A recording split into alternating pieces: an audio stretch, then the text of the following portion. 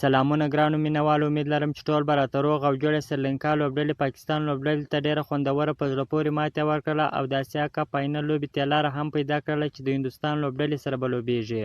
د پاکستان لوبډلې بیا ډېره خرابه بې خونده لوبه ترسره کړله. هغه که بالینګ و که فیلډینګ و، په دواړو برخو کې ډېره خرابه لوبه وکړله. په بالینګ کې شهنشاه افریدي په لومړي اورونو کې ډېرې منډې ورکړلې، خو په آخري نهم اور کې بیا ډېر زبردسته بالینګ وکړ، 2 لوبغاړي وسوځوله او 4 منډې ورکړلې.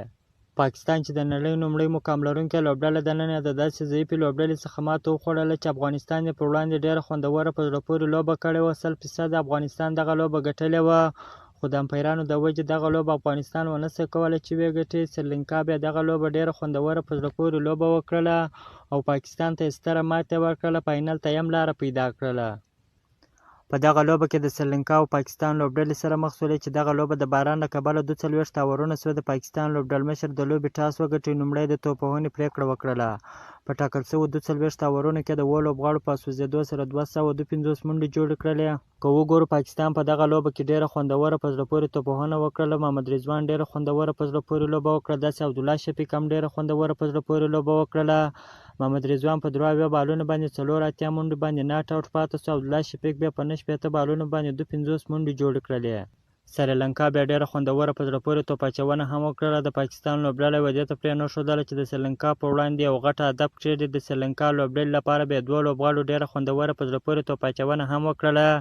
په تیرانه 65 منډې ورکړلې، 3 مهمې ویکټې واخیستلې. مدوشاه بیا 58 منډې ورکړلې، 2 مهمې ویکټې یې واخیستلې. د 252 منډو هدف په تعقیب کې سریلانکا لوبډلې ډېر خوندور په زړه پورې سټارټ واخیستی، خو په پیل کې د دوی بیټینګ ډېر خوندور په زړه پورې و. آخري شېبو کې بیا لوبه ډېره حساسه شوله. په 1 بال باندې 2 منډې غوښتلې چې سریلانکا پوره کړله. پاکستان لوبډلې ته په 2 ویکټو ستره ماتې ورکړه. د سریلانکا لوبډلې بیا ډېر خوندور په زړه پورې شانداره بیټینګ هم وکړ. د پاکستان بالران یې سخت وټکوله. د سریلانکا لوبډلې لپاره بیا 2 لوبغاړو ډېره خوندوره په زړه پورې لوبه وکړله. مینډس په 8 بالونو باندې 1 منډې جوړ کړه. سریلانکا بیا په 40 بالونو باندې 49 ناسوځېدلې منډې جوړې کړلې. د پاکستان لوبډلې ډېر خراب بالینګ ترسره کوي. په پیل کې دوی ډېرې منډې ورکړلې، خو په آخري شېبو کې بیا دوی څه لوبه راوګرځوله، خو بیا هم د هدف څخه دفاع ونه کړه. دغه لوبه یې وبایلله. د دوی لوبډلې لپاره شهنشاه افریدي 2 لوبغاړي وسوځول، افتخار احمد 3 لوبغاړي وسوځول، شاداب خان بیا 1 لوبغاړی وسوځوي. د 2023 کال اسیا جام سیالیو کې سریلانکا او هندوستان لوبډله فاینل ته ووتله چې دغه لوبه د یکشنبې په ورځ پر 12 تاریخه ترسره کېږي چې د 2023 کال اتلولۍ جام به کومه لوبډله پورته کوي.